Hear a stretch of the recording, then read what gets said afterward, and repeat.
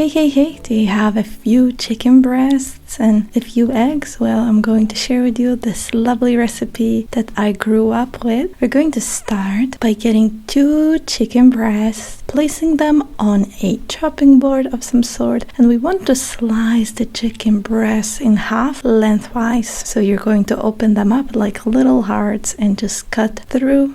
And I'm going to cover them with plastic wrap. Make sure you tuck it in so it doesn't get off when you pound the meat with the mallet. And we're going to do just that, pound it out until the chicken is around 1/4 of an inch thick. So that's around half of your finger. You want to do it with every piece of your chicken. Just make sure they're all equal size. Parts that are thicker will need more pounding than the thinner ones. Now we want to get a shallow bowl and basically just break in 2 large eggs. I'm going to then add in 2 tablespoons of almond milk. You can use any other milk you like. And then of course a pinch of salt and black pepper. I'm going to just whisk all these ingredients together, give it a good whisk until all of it mixes and we get the foam. Once all the whisking is done, we're going to get another shallow dish, shallow being the keyword here, and we're going to add in 1 cup of breadcrumbs. I'm using gluten-free ones. You can use a regular, whatever works for you. Panko crumbs work as well. I'm then going to get my Parmesan cheese and I'm going to get my grater.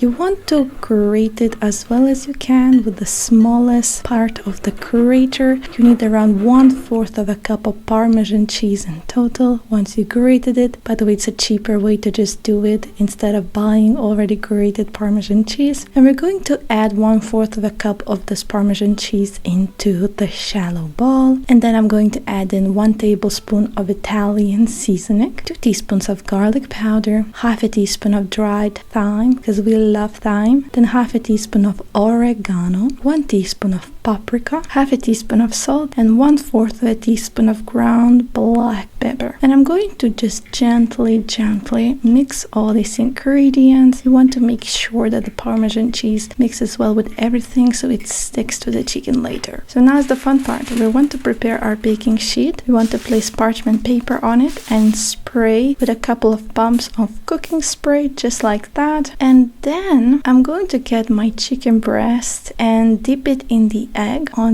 both sides. Do it well, really dip it in there. And then we're going to press it into the breadcrumbs on both sides. Actually, I just bury it in breadcrumbs so they really stick to the chicken breast, and it makes it just so much easier to do that. So make sure you do it as well as you can so it's fully covered with breadcrumbs. And once we do that, we place the chicken breast on the baking sheet, and we're going to do that with every single breast. We have 4 of them now, and once that's done, we're going to spray with 1 pump each chicken breast just to make sure that they cook well. I'm then going to pop this into the oven at 400 Fahrenheit, and we're going to bake it for 17 to 20 minutes until the chicken is golden brown. I'm going to serve these baked chicken cutlets with my favorite green salad. It goes very well with any kind of salad. It's delicious. It's a perfect dinner or lunch recipe